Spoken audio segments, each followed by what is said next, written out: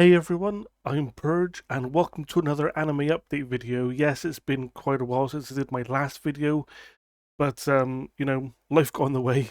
But here we are right now.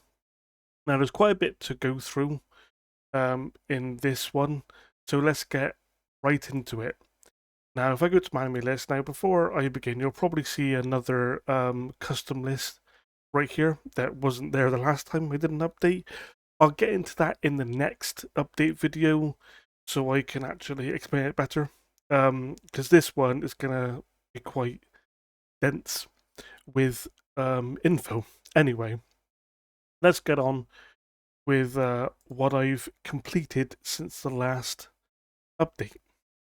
Now, the first thing I watched after the last update was Blood the Last Vampire. It is a movie. It's a pretty short movie. The runtime is about 48 minutes. In it, a girl, the story, such as it is, and I'll get to that in a second. The story follows a girl, a seeming high school girl, that fights and kills vampires, and that's basically the story. The story feels like you've come into it when it's already halfway over. You kind of get no context with anything. You kind of get no background info. You don't really know who the girl is. You don't really know what these vampires are all about. You don't know who she's working for. You kind of get no info, which is why I give it a 6 out of 10. It's fine, but there's virtually no story. You're kind of thrown into it. The animation is good, actually very good, and the voice acting is pretty good too. But there is no story. I find myself keeping continually wanting to know more, and I didn't get it, so I gave it a 6. However, I will say this is only the first part of the Blood franchise. Apparently an alternative to Blood the Last Vampire is a 50 episode TV show called Blood Plus, I believe, which I'll probably watch one day because I'm assuming that it's going to have way more story. So yeah, that was Blood the Last Vampire. Then I watched, and this is the reason I watched it. This is a very cultured anime, and if you are watching these videos for a while, you know what I mean by cultured anime.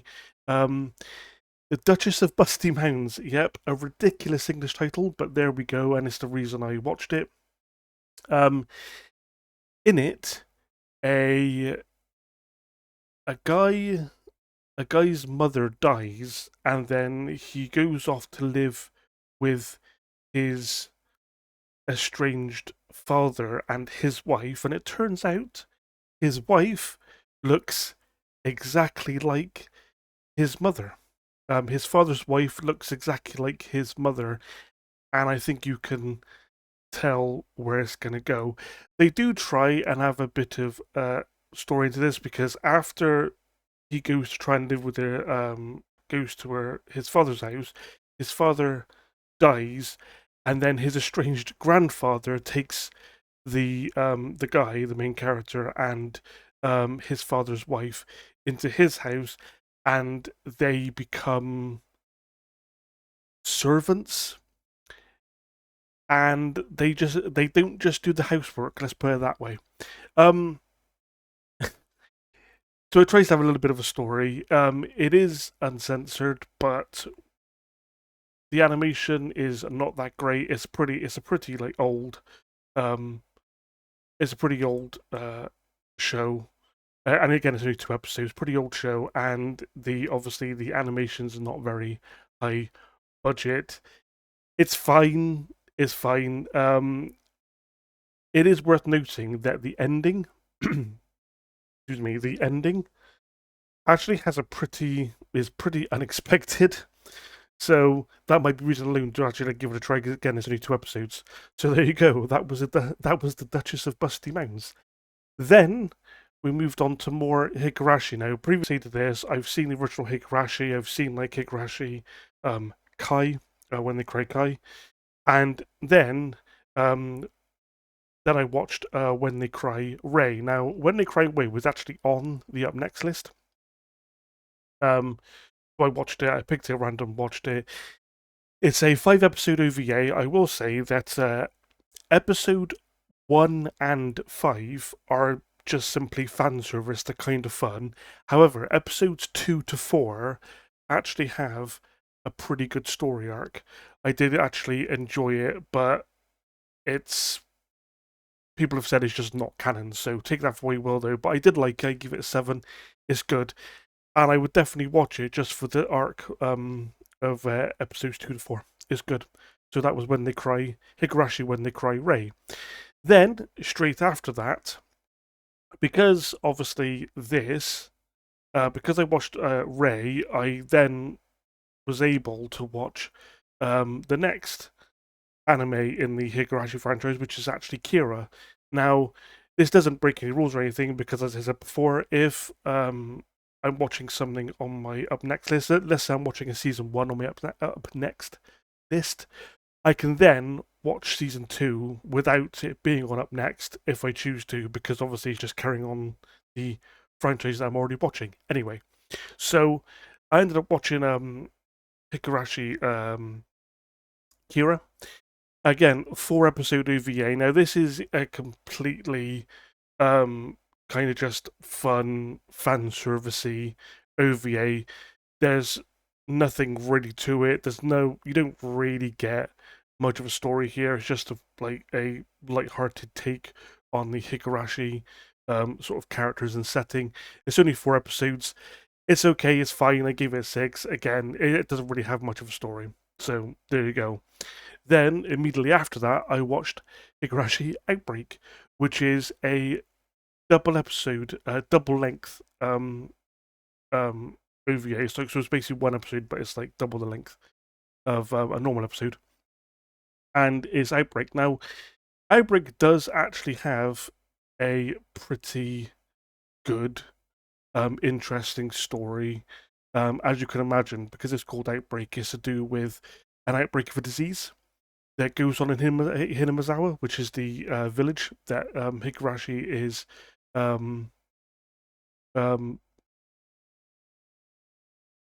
focus. I couldn't think of the word then. Focuses on. That's where the story focuses. The village of Hinamizawa. Pretty good. I liked it. Pretty good story. And I gave it like a 7 because again the animation was good, the characters were good, the story was actually pretty interesting, and actually had a pretty interesting conclusion. So yeah, that was Outbreak. I recommend that one. Then I watched Final Fantasy: The Spirits Within. This is a full CGI movie that came out years ago, and I watched it, and to be honest, it really doesn't have anything to do with Final Fantasy except the long-running Final Fantasy thing where there's a character in it called Sid, which is what the games do as well. In it, it's pretty futuristic. It's a sci-fi film, a sci-fi story where the world is being kind of slowly destroyed by these spirits that quite literally can kill people just simply by touching them because they take people's souls, spirits, and the main character, this girl, is trying to stop that, trying to either get rid of them or pacify them in some way. So yeah, I mean, it's a pretty impressive CGI for the time. And interesting enough, a little trivia tidbit. Apparently, the same software that was used to animate Final Fantasy Spirits Within is the same software they used to animate South Park, or did. So there you go. That's a bit of trivia for you. But it's okay. I mean, it's got like a bit of a star-studded cast. There's loads of actually like sort of notable Hollywood actors in it doing the voices. It's fine. It's fine, but again, the story isn't really that strong. The characters are okay, nothing special. There's no real kind of like depth to any of them. But the CGI is actually pretty impressive for the time. Yeah, it's fine. That was Final Fantasy: The Spirits Within. Then I watched another movie called The Girl Who Leapt Through Time. Now this one is about a high school girl who can quite literally leap into the past, backwards in time. And as you can imagine, with all like with quite a lot of these like time travel stories, she does this to change things, and there's consequences here and there, and then she goes back again to change them, and there's like more consequences. So it's a very, very tried and tested kind of time travel story. Again, the animation is absolutely top notch. They clearly spared no expense. The voice acting is pretty good too. The main character is kind of interesting and also like flawed. Quite, they did a really good job of like humanizing the main character. And there's a couple of twists and turns in it. I quite liked it. I gave it a 7. It's actually pretty good. I would recommend that one. Then I watched another anime movie called Weathering with You. Now, Weathering with You is from the same creator as Your Name. And I will say that Your Name is way better. Now, I will say, again, the animation is absolutely top notch. They, again, spared no expense on the production of the animation. Really, really good. The voice acting is really good too. However, the story is kind of lackluster and kind of aimless. Um, I gotta say, not a lot goes on in the story of Weathering with You. It's kind of odd, and the central relationship between the two of the main characters is not that strong in my opinion. They don't really have um, great chemistry. Uh, so yeah, I gave it a 6. It's fine. It's a bit of a spectacle to watch because again the animation is really really good, but there's not a lot to the story. In it, a girl is able to create the town where they are. It rains constantly, and the main character, one of the main characters, this girl, is able to make it make the weather better, make the weather sunny in certain areas for a certain period of time. And the guy, the other main character, works for a kind of agency that that's like a not a journalism agency, like they writer, like they write for magazines and stuff, and they kind of end up like working together. So to do these kind of like good weather events. But yeah, the story there's not really a lot to it, to be honest. Um, but yeah, that's Weathering with You. Then I watched another movie. That's why, like, I mean, yeah, let's face it. This time it went on a bit. The anime went on a bit of a tangent because I watched tons of movies, which again is allowed because it said the other exception to the up next list is movies because it's just one and done kind of thing. Anyway, next, I watched The Boy and the Heron. The Boy and the Heron is kind of special because it is the latest Studio Ghibli film. Now, if you anybody who watches anime or is aware of anime knows of Studio Ghibli. Studio Ghibli has been churning out films, anime films, for years and years, and while a lot of them do very, very well, obviously some really, really good highlights is Spirited Away, really good. Another one is Princess Mononoke, really good. There's quite a few films that are actually like sort of really good in the Studio Ghibli catalog. I gotta be honest though, The Boy and the Heron isn't one of them. Um, okay, so in it, the main character uh, moves to this new house, this new area, because his father has gone together with this like other woman after his mother died, and he essentially passes into another world, another dimension, to try and find a certain something or a certain someone. Again, it's a very, just like Weathering with You is it's not a kind of aimless story, but it's kind of like haphazard. It's again a spectacle because the animation, as you would imagine, it's a Ghibli film, so the animation is really really good. But the I didn't really like the characters. Again, they had no development like whatsoever, and the story is a bit haphazard and kind of thrown together. Not a lot of it makes any sense because there's no single plot point in the story that gets any kind of justification or background. It just kind of just goes, oh yeah, that happens, and then that happens, and then that happens, and it just moves on. Um, it's fine. Again, I give it a 6. Um, but I was expecting The Boy and the Heron. Obviously, it being a Studio Ghibli film, it being a Miyazaki film, I was expecting it to be way better. It wasn't because the story was just not very interesting. So yeah, that was The Boy and the Heron. Then I watched the Island of Giant Insects OVA. Now, to be honest, I didn't need to watch this, but I did for completeness. So quite a while back, I watched a movie called The Island of Giant Insects. And I gave it a 4 because it is really bad. However, it's a really fun watch. So it's basically like a so bad it's good movie. The Island of Giant Insects OVA was actually released a year before the movie was, and it is essentially a 25-minute segment from the film. It's just 25 minutes of the film. So if you've seen the film, or you're planning on watching the film, the Island of Giant Insects movie, then there's absolutely no point in watching this OVA. Just don't watch it. If you're going to watch a film or you've already watched the film, don't watch the OVA. It's a waste of time because it quite literally is just an excerpt from the film. So there you go. That was Island of Giant Insects OVA. Then we got back to Higurashi When They Cry, and we got back to Go.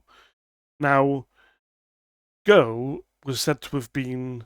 Some people said it was a remake of Higurashi, the remake of Higurashi anime. Some people said it was a sequel, and I was watching it, and I was on the fence about whether it was a sequel or a remake.